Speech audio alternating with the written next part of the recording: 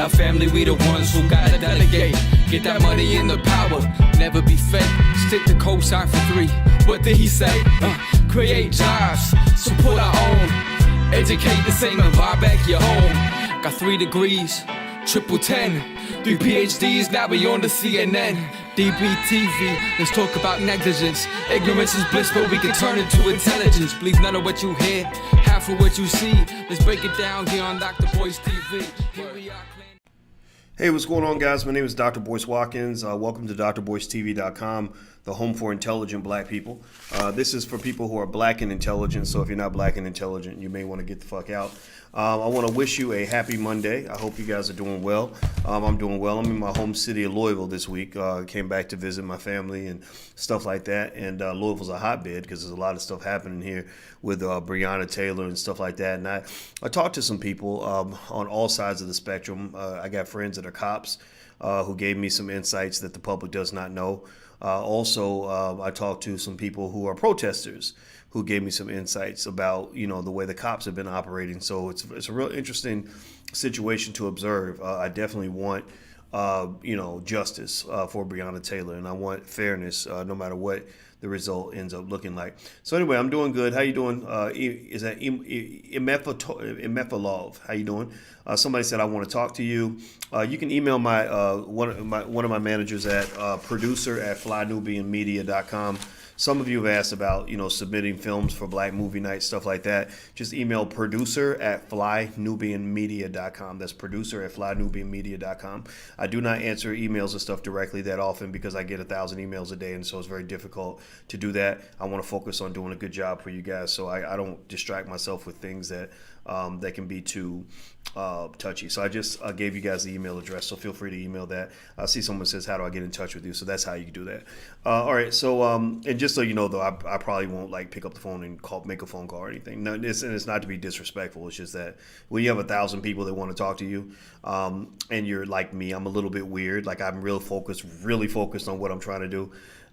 Little things can kill your ability to get stuff done. So that's my advice actually to you guys that actually have big goals and big dreams, is that you got to figure out what are your rocks and what's your sand. The sand is the little stuff that keeps you from building your rocks. So figure out what your big goals are. Maybe your rock is your family. Maybe your rock is is building your business. Maybe your rock is losing weight. Maybe your rock is writing a great book, right? But figure out what your rock is, because the thing is, that basically, if you think about a glass, right, and imagine if you fill the glass halfway with sand, right, all the little stuff, right, you fill the glass halfway up with sand, and then you drop a rock in there, you can only get maybe one rock in there because the sand has taken up all the space, right? But if you drop the rocks in first and then you pour in the sand fits in where the rocks have not taken space, right? So you can get 3 or 4 rocks in the glass, and then you start pouring in the sand. So like T.I. said, big shit popping, little shit stopping. Focus on your big shit, because your little shit will get in the way. I promise you. Little conversations, little annoyances, little haters, little irritating people that want to borrow stuff from you and ask you for money and your time and all that. That'll keep you from accomplishing big things. So to accomplish big things, you got to have a big mind. So that's what I encourage you to do. So let me pop into a couple of things that happened this weekend that you might be, that you might find interesting. I did a survey to ask whether or not people think Nick Cannon should have apologized. Give me a yes or no in the chat if you think Nick Cannon should have apologized for his comments that he made. Give me a yes or no if you think Nick Cannon should have apologized. And then I'm going to tell you the survey results. Yes or no? Do you think Nick Cannon should have apologized, or do you think that he should have just held firm? Y'all know what I think. Y'all know what my opinion is, but I wanted to know what your opinion is. Okay, I see a lot of nopes. Okay, I see the nopes coming through on Instagram. My Instagram is the real Boyce Watkins, by the way, if you're not following on Instagram. Okay, I see a lot of nopes. I see a who cares. Okay, heck no. All right, I see a lot of nopes, and that's consistent with the survey results. About 91% of you, when I surveyed you on the YouTube channel, 91% of you approximately said no, he shouldn't have apologized. And I find that really interesting. That really speaks to power, because if you remember in Powernomics, Dr. Claude Anderson explains that power is the ability to pursue your agenda despite the opposition of others, So think about this. You didn't want Nick to apologize. You support Nick, but they were still able to do what they wanted to do. They were still able to do what they wanted to do because they have power. Power, that ability to pursue their agenda despite your opposition, right? So what you have to do is get power of your own, get some power so that you can pursue your agenda even if other people don't support it, even if other people don't agree. And I agree, Master P said he shouldn't have apologized. Well, Master P is more of a free man than a lot of entertainers are. And so he understands what freedom looks like. So just keep that in mind. So that was the survey result on Nick Cannon, and that's what I saw. Now, another interesting thing that I saw was that Kanye West is running for president. He had his first little campaign rally or something, right? And Kanye, was, being Kanye.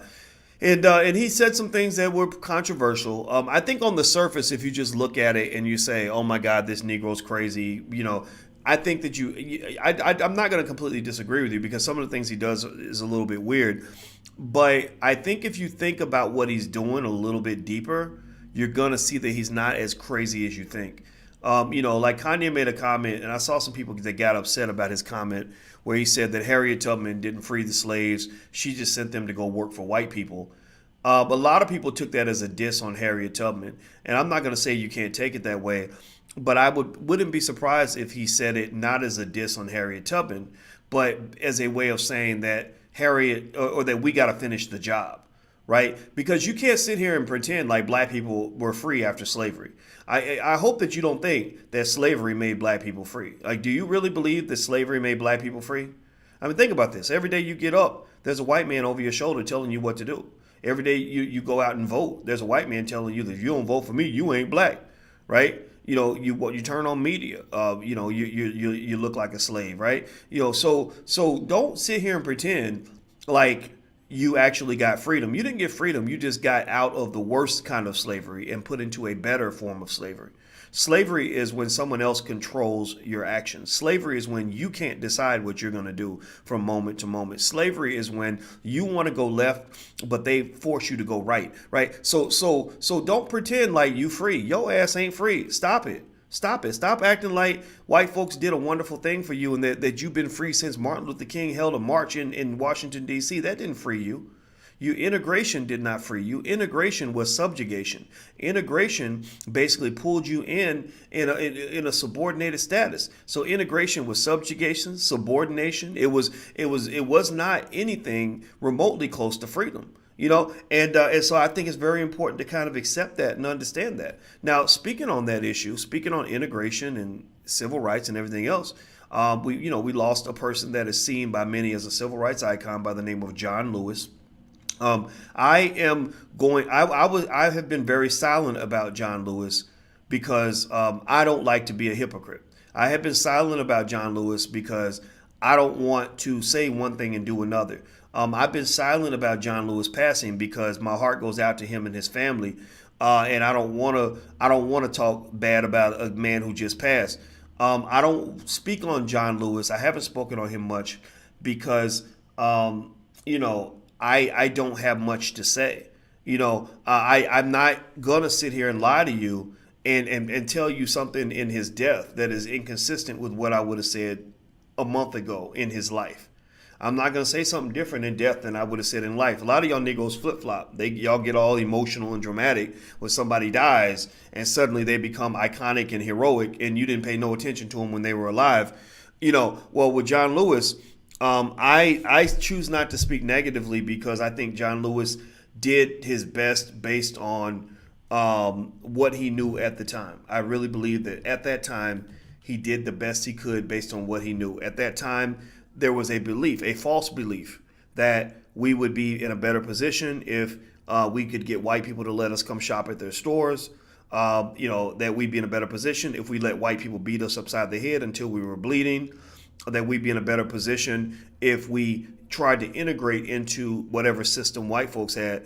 I think that belief is now incorrect. So I'm not one to armchair quarterback what happened during the civil rights movement, but I am going to say that the same white folks who try to occupy and co-opt your movements today were triply operative back then. The same people that will take something like the Black Lives Matter movement and make it something that is completely contradictory to what most black people want anyway, are the same ones who I think propelled certain individuals to the front of the movement and push certain other individuals to the back using media as a tool. That's why, for example, with the Nick Cannon situation, Tamar Braxton, all that really reminds you that you have to control media to be able to tell your own story, because media was used to elevate specific people in the civil rights movement and push down other people. So they don't want to show you the black man who was cocking and squeezing the gun, who was ready to blow your brains out if you tried to mess with him or his family. They pushed that guy to the back. Instead, they pushed the guy to the front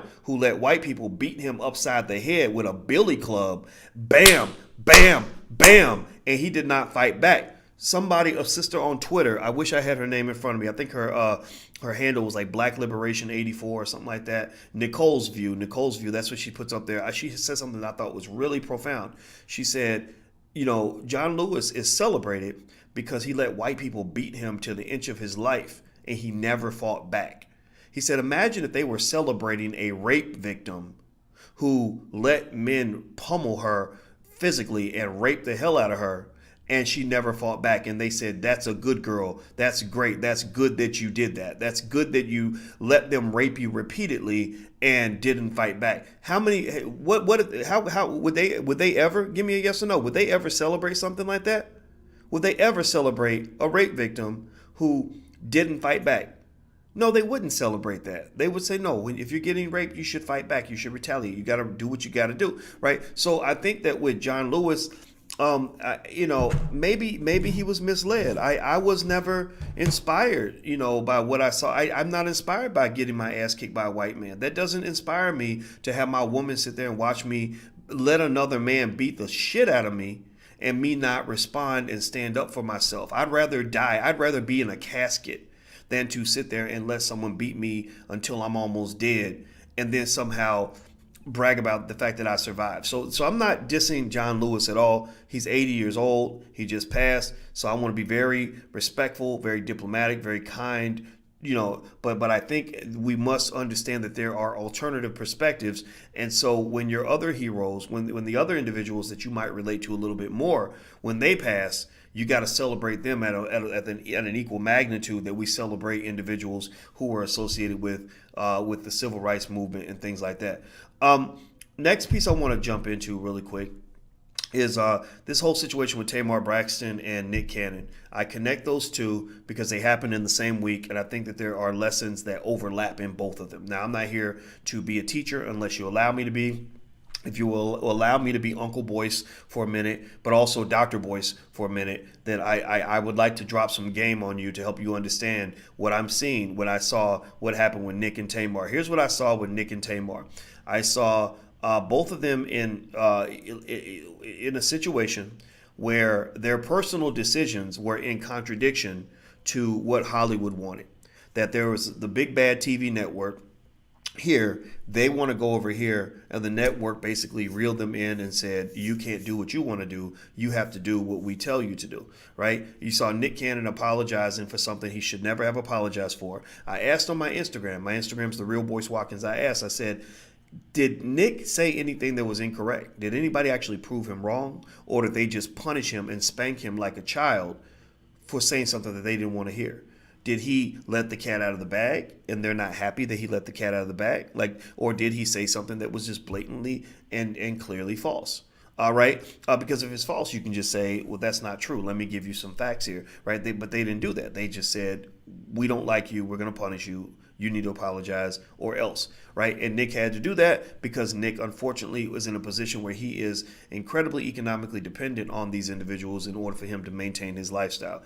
Tamar Braxton went through a similar situation with WeTV. I think WeTV might be black owned. I don't know exactly who owns WeTV. I got to look it up. But Tamar, also similar to Nick, was going through it.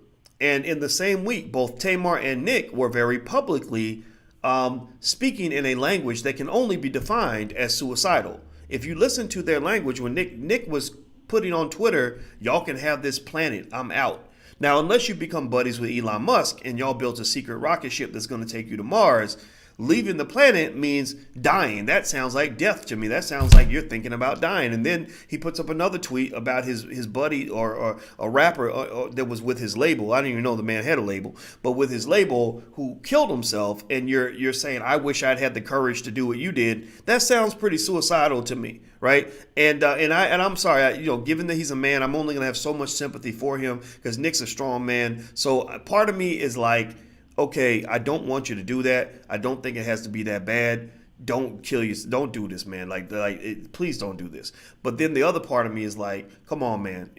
First of all, you're being a little bit of a drama queen right now. You're being over dramatic. Because from what I know about suicide, people that really want to do it, they just do it. They don't announce it. They don't talk about it. They don't get on Twitter and tell 4.9 million people what they're about to do or what they're thinking about doing, so they can get 4.9 million emails saying, please don't do it. We love you, right? That in many cases ends up being a quest for more attention or sympathy, to deviate from the fact that a lot of people were disappointed by how that whole situation turned out with the networks, right? And so with Nick, I have the sympathy, but I only give so much sympathy to a man. If you were a baby or a senior citizen or a disabled person, I would give you more sympathy, but you're a grown-ass man who's very strong, very intelligent, so my sympathy will only go so far. And why am I like that? I'm probably a little bit of a bastard in that category, because I had a relative like that who would constantly tell me he was I'm thinking about killing myself, I'm thinking about it, and he would always do that every time he would ask you for money and you would tell him no, and he'd be like, well, I was thinking about jumping off the bridge. And I swear to God, there was a day where I just got tired of it. I got emotionally exhausted, and I said, you know what? If that's what you want to do, please. Why haven't you done it yet? Like, you know where the bridge is at, man. You need a map. Like, seriously, I want to help you do you. I want to help you accomplish your objective. If your objective is to jump off the damn bridge, then let me show you where the bridge is located so we can get this shit out the way. And here's the thing, right? I remember feeling like, man, I'm going to feel guilty if he actually does anything. But then he actually did do that. He actually, he's not with us anymore. I'm not going to go into any details because it's very personal. And you know what? Years later, I still don't feel guilty because I believe individuals are responsible for their own choices. He made a choice. He made a damn choice. You another man. I'm a man. I make my choices. You a man. You make your choices. That's what it is, right? But I don't think Nick Cannon is suicidal. I think Nick Cannon is embarrassed. I think Nick Cannon is sad. I think Nick Cannon is feeling some kind of way. I think he's a little bit resentful and angry. He feels like the black community betrayed him. But I love it. I love the fact that the black community gave him some pushback, because it's letting him know, look, we are as committed to who we are as your folks over there are committed to who they are. The same people who were putting pressure on you, saying that you disrespected them, we're just as powerful as they are, or just as committed as they are when it comes to standing up for what we believe in. So the same way you would expect them to come down on you for betraying them, we'll come down on you for betraying us. We'll love you. We'll bring you back in. You'll still be invited to the family barbecue, but don't act like you can just get away with the same bullshit that Black Hollywood has been getting away with since forever. They've been peeing on the black community. I mean, doing a complete R. Kelly on black people for 80 years. Like, they've been disrespecting black folks since forever. And they always think that no matter how much I disrespect black people, there will never be a consequence for doing so. No matter how many times I let the black community down, I will never have to pay a price for that. No matter how many times I come up short for black folks, it won't matter as long as I'm delivering for white folks. And that day is gone. That day is gone. So that's what it is, and I think Nick understands that, and I think he needs to learn that. So with that said, the commonality between Nick and Tamar is that you're hearing both of them with this very sad talk. Tamar unfortunately had a situation where she attempted to kill herself, and I just hate the thought of that. Nick is talking suicidal on Twitter, and both of them are in the same situation. Both of them are feeling the natural depression that comes with slavery.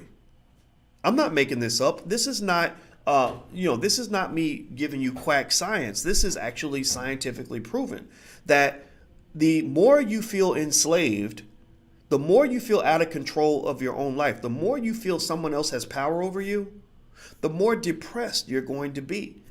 Let me just give you an example. They did a study on lab rats, And they can measure how depressed a rat is by the amount of serotonin in his brain. Serotonin is the chemical that I guess it spikes or changes the compounds or something when you get depressed. So they measured the amount of serotonin of rats in two categories. They had one category of rats that were, both categories of the rats actually were getting these random electric shocks, and the shocks hurt. Like they would shock the rat and the rat would be like, zzz, right? And the rat hated it. They hated the pain, right? And so with one category of rats, they gave them a way out. They empowered the rats. They gave the rats empowerment where they could hit a lever to make the shock stop, so they could control their own destiny. They weren't enslaved by the pain they were feeling. They weren't trapped. The other rats had no options. The other rats had to just sit there and take it. So they would fight. They would try to get out the cage. They did everything they could. Then they would just get exhausted and they would give up. So the rat would just be sitting there just getting shocked over and over, knowing that he was gonna have to live with the pain, knowing that he had no choice other than to sit there and just grin and bear it. Like the civil rights movement, let somebody beat you upside the head relentlessly, make you bleed, beat you to an inch of your life, and all you can do at the end of the day is say, I survived. You can't fight back, you can't make it stop, there's nothing you can do, right? So same stuff we celebrate in the black community. So they found that the rats that were in the empowered position where they controlled their fate and could get out of their situation and they could control their destiny were had almost no depression, whereas the rats who had no control, who felt like slaves, who felt trapped, were extremely, extremely depressed. So when you're looking at celebrities that go to Hollywood, namely Tamar Braxton and Nick Cannon, they go to Hollywood, they make a bunch of money, and then suddenly something goes wrong. The network starts asking them to do things that don't fit with who they are, don't fit with their core values, don't fit with their core character, and that they start feeling like slaves. And as a result of feeling like a slave and feeling powerless and feeling trapped and feeling out of control, as Tamar Braxton expressed so eloquently in her letter to WeTV, which you can go read, they start getting sad, depressed, and suicidal. So what I'm telling you is that the massive amount of depression in the black community, I'm not a therapist, but I'm marrying one. So I'm going to make sure I keep running my theories by her to make sure I might be kind of on point. The massive amount of depression that you see in the black community, I believe, is largely driven by the fact that many of your leaders have taught you how to be a better slave. They never taught you the language and the actions and activities and the psychology and the spirituality of a free black man or a free black woman. You don't have the pushback. You don't have the fight in you. Some of y'all don't. You don't have, when you do fight, people tell you that you're stupid, that you better just sit there and take it. You better just let Massa have what he wants because you can't fight back. How can you stand up to Massa? Massa's too powerful, right? A lot of you might get made fun of in your own families because you're the black person who always stood up for yourself. A lot of you might get ridiculed because you're actually the black person who believes that we're equal or better than or as good as anybody else, that we're at least equal to white people. I think black people actually have something special in our DNA. They didn't survive the Middle Passage. They didn't survive the worst form of slavery in the history of mankind. They didn't survive what we went through. They didn't survive Jim Crow, mass incarceration, 250 years of slavery. They didn't survive all of that. So I'm sorry. I kind of think we got a little extra something. And you see it every now and then when you watch the Olympic finals or the 100-meter dash, or where it's all black, because sprinting is genetic. Or when you watch the NBA finals and you've never seen a white version of Shaquille O'Neal, you've never seen a white LeBron James, you've never seen a white Michael Jordan with a 48-inch vertical leap. I'm not trying to say we're superior. I'm not going to get in no black superiority talk, but y'all can read between the lines and understand what I'm saying, that I think we've got something a little bit special that just makes us a little bit more durable than other people because we're the survivors of all that. The weak parts of our gene line died 200 years ago, right? That's what it is. That's what it is. So I would just say at the end of the day, I just reiterate this in hopes that somebody will listen when I say this. You are truly an extraordinary people. You are too great to be enslaved. And I believe that part of the reason that slavery bothers some of you so much is because some people are not meant to be in a cage. Some people's greatness is so great that like it's like trying to put the sun inside an envelope. Like you can't put the sun in an envelope. You can't put the sun in a tiny little dark space. It's just going to shine too hard. The light's going to bust out of that damn thing. The energy is going to make that thing explode. So some of y'all just have so much talent, so much greatness that you have a choice. Either you bust out and you become revolutionary and powerful and unstoppable, or you slowly die. You dim your light so you can fit into the tiny, dark, pathetic space that white people have made for you as black people. I don't want to live in a dark space. I want to let my light shine. So I encourage you to do the same. So anyway, I'm going to go, guys. I hope you have a good day. I hope this was helpful to you. We're about to drive. We're about to hit the road. Alicia just walked in. So that's my cue that I got to get up and bounce. So I hope you guys have a good day. Reminders. Many of you are homeschooling your children. We do free homeschool training out of the Black Business School every Thursday at noon with No Malanka Mushali Moses. I'm encouraging you to get your kids out of those racist schools and keep them home and educate them forever. Like, I think you can do that. We have tools that can help you. So feel free, if you'd like to join, go to theblackHomeschoolNetwork.com, THE. That's theblackHomeschoolNetwork.com. Also, Black Movie Night is July 23rd. We're building a black film industry. We've made several black films that have done extremely well, that have been seen by millions of people. So we're doing the damn thing. We ain't talking about it. We getting it done. And so we're going to show the film Black Friday with Rick Mathis. He's the director. We're going to show it Thursday for free, July 23rd. If you'd like to join us, go to blackmovienight.net. That's blackmovienight.net. Use the hashtag blackmovienight. Also, if you could, please give me a verbal confirmation if you were willing to do this. Please, please, please share this information with others on your social media. We don't have Tyler Perry Lionsgate distribution. Our distribution network is you. So I would like for you to not just observe what's going on. I would love for you to participate. And the way we can use your help is for not just for you to come out and hang out with us, but also if you could share it on your social media and take a deliberate action to let people know what we got going on, because what we have going on is some really good stuff. Okay, guys? So the websites, I'm going to give you the websites again. I can't pin the website because my fingers are too big, so I'm sorry, Newport kid. But it's blackmovienight.net, not .com, blackmovienight.net, and theblackHomeschoolNetwork.com.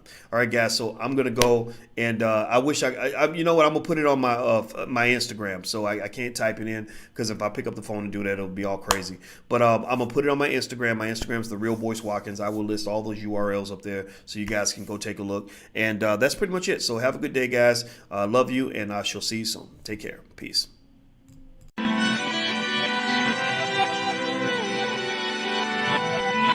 Here we are, clan the isms, cataclysm great. Our people out here struggling, trying to make it in this state. Everybody out here doing it, but we the ones who late. Now family, we the ones who gotta delegate. Get that money in the power, never be fake. Stick to cosign for 3. What did he say? Create jobs, support our own. Educate the same and buy back your home. Got 3 degrees, triple 10. 3 PhDs, now we on the CNN. DBTV, let's talk about negligence. Ignorance is bliss, but we can turn it to intelligence. Believe none of what you hear, half of what you see. Let's break it down here on the